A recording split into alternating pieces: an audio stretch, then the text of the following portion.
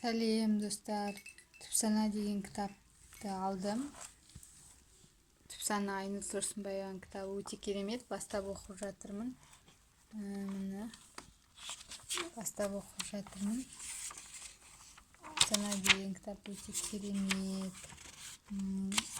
Түпсана деген не дегеннен басталады. Оқып болғаннан кейін сіздерге не туралы екенін, тағы басқа не нәрсе бар екенін ішінде, яғни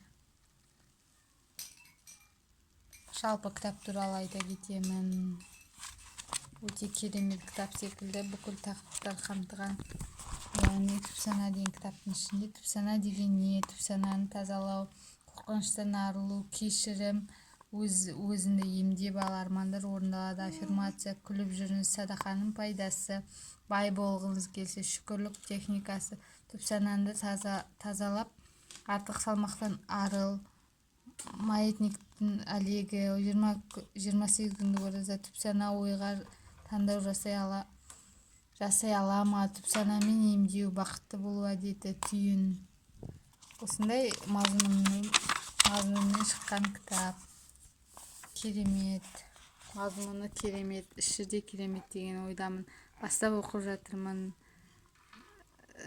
Тыңдағандарыңызға рахмет. Сау болыңыздар.